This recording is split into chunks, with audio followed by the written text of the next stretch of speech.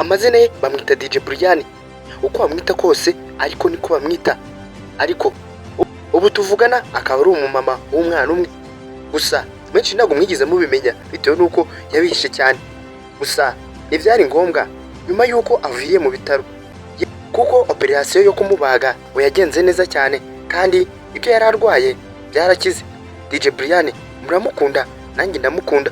Gusa abasitari benshi cyane bakunda kuba bahisha bamwe mu bana baba barabyaye hanze kugira ngo ikuzo ryabo cyangwa se cyubahiro cyabo kitagabanyuka, bikaba ngombwa yuko bajya bafata umwanzuro wo guhisha abana babo baba barabyaye hanze, dore yuko n'umuntu ngo baba barabyaranye abo bamuha amafaranga menshi cyane kugira ngo atazaza mu itangazamakuru ngo avuge yuko babyaranye. DJ Brianne ko byagenze nawe, gusa ari mu bitaro uyu mwana yaje kumusura, niho bahise bamenyera ko DJ Brianne afite umwana hanze.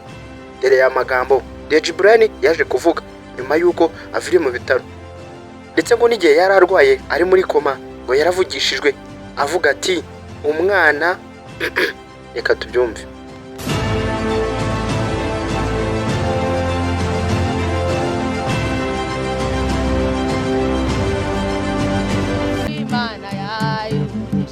Nibibareba nta kintu mwabikoraho, n'ibindi byose nta kintu mwabikoraho. DJ Brianne hano yababwiraga yuko ibyo yabikemuye, ndetse ngo niyo yava ku isi gafite umurage yasiga ngo yarisize ngo yaribyaye, ariko mu kubivuga kwe yabicishaga mu marenga kugira ngo mutazabimenya. Nyuma yaho ndetse umva yandi magambo yaje kuvuga kandi yavuze bikino, wowe byita nka prank, ariko buryo umuntu avuga ikimurimo sibyo kagicisha mu yindi nzira. Tega amatwi.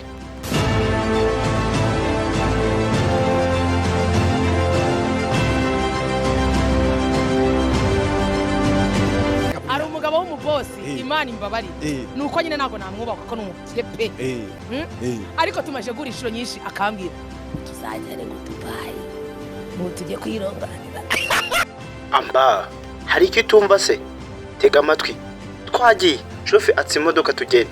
Mu by'ukuri nubwo umuntu wenda agenda avuga ibintu bitandukanye mukavuga ngo nukubeshya, ibintu tukunda kuvuga akenshi na kenshi muvuga ko atari byo ngo ari ibinyoma ari ukubeshya. Akoze aya majwi n'ayanjye, uyu mukera ajya kumubwira ngo tujye Dubai so bwa mbere DJ Brianne yaragiye hanze, kuko hari n'igihe yagendaga nawe babwire akarinda umuntu wamufotora, yewe yashiraga mu ngo n'ingofero cyane. DJ Brianne ugize gukora mu gihugu cya Kenya, ndetse wajyagayo ndani by'abakobwa nyina munabizi, si ngombwa ko mbivuga. Reka dukomeze umva babwire, niba uri kunyumva unteze amatwi, si ubwa mbere unyumvishije, si ubwa kabiri, kandi kuri iryo jambo ryanditseho subscribe yewe nihaza n'akazogera ugakandi, ubundi uraba duteye imunga kandi Imana ikumira umugisha.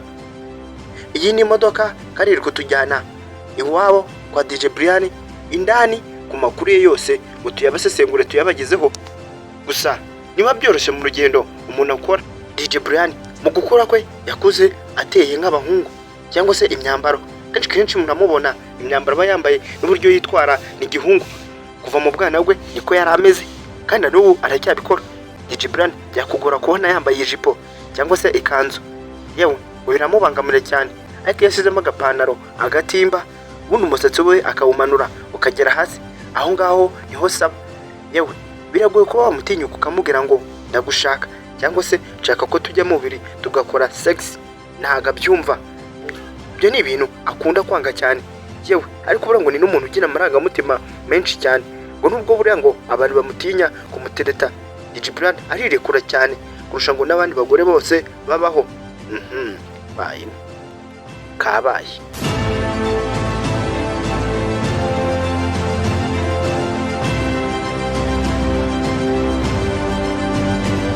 DJ Brianne yatanze amafaranga menshi cyane atandukanye kugira ngo iyi nkuru y'umwana we itazigera ijya hanze cyane, dore yuko no ku bigo by'amashuri umwana yagiye yigaho kandi ntabwo yigize yigwa mu Rwanda, yize mu bihugu byo hanze Kenya n'ahandi hantu nababwiye mudahita mubimenya mukajya kubashakira cyangwa mukabaza amakuru.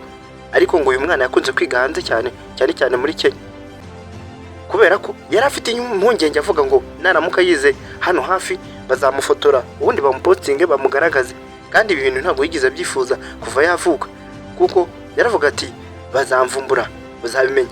Ariko DJ Brianne kubera ko yari amaze iminsi arwaye yaragiye kwibagisha ibicece, mwese mwarabimenye. Yese akora ikintu bita nka prank, atungura abantu bari baraho, aravuga ngo umwana wanjye amuvuga izina, simuvuze nzamuvumba sha, maze mugiye gukora research mu musacinge kabaye. Gusa ariko bimeze, benshi bakimara kubona ifoto y'uyu mwana bibaza byinshi cyane bitandukanye, bavuga ngo uyu ninde, ni muntu ki? Ariko akimara kuva muri koma aho yari arwariye, yatunguwe no kubona umwana we bamuzanye, ubundi ararira arapfukama ati mana yanjye.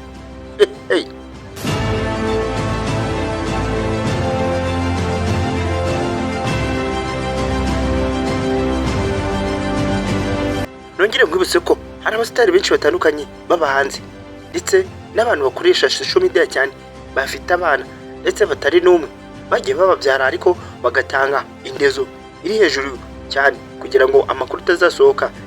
Ngende singa twibere aba besto. Reka mbabwire, uramutse usanze Nyambo nawe afite umwana, wavuga ibingana iki? Mubwire n'undi.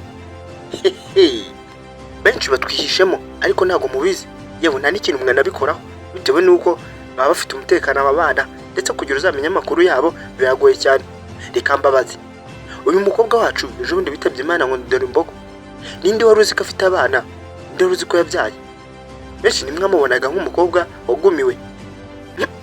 Reka mbareke, ibindi muzaba mubyimenya. Nkamuzi yuko rero ngo abantu nibabyara iwabo ngo iwabo bararoga.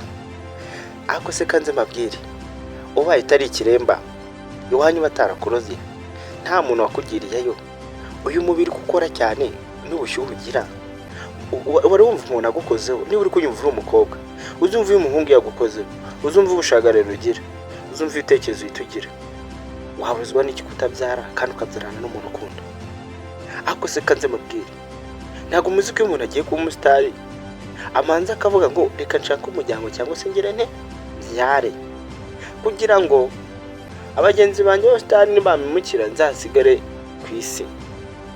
Ariga hari n'undi muntu nawe wababaje abantu, sindi mu buvuke mu izina, mwarababaye cyane, nkagiye aho ngari ingaragu, mwaranabyibagiwe, mujya mumenya ibyanyu, buri wese ajya amenya ibyo. Ariko umugisha wawe ni umwaka wa mugenzi wawe, naho umwaka wa mugenzi wawe ni umugisha wawe. Reka kakanu njya nkajomba mutumanzi tunaganira, ariko ubundi simunkunda, simunyanga, bamwe se bankunda abandi bakanyanga, ariko niba Imana yavuze ngo nzabaho. Ako se ubundi dukundanye twabiki tugaterana inkunga, ukajya ukana kuri ijana byanditseho subscribe, kuvuga ati reka nshigikire uyu mwana, ejo ningera imbere sinzagutama. Ndakubwiza ukuri, mu kanya gatoya saa 10 hagiye gusohoka indi nkuru ikomeye cyane utigeze ubona y'umuntu w'umurokore. Ntago muvuze, ariko yewe yeje gufatirwa ahantu ngari kumwe n'umusore bamurya ifoto. Uyu mukobwa akaba aririmba indirimbo z'Imana, akaba ari umukozi w'Imana, aririmba gospel ikomeye cyane muri iki gihugu, naho umuntu ugira indirimbo zigira amamiliyoni, yewe akaba afite n'impanga ye. Mu kanya turaje saa 10 n'ubure, niba utarakoze subscribe ntago iyi nkuru bwayibone, kandi ubashe guceceka nturire wihangane, sibyo? bibaho nawe bagufata uri kubinoza na shere wawe cyangwa n'undi muntu wawe. N'uyu mukobwa rero byamubayeho baramufata.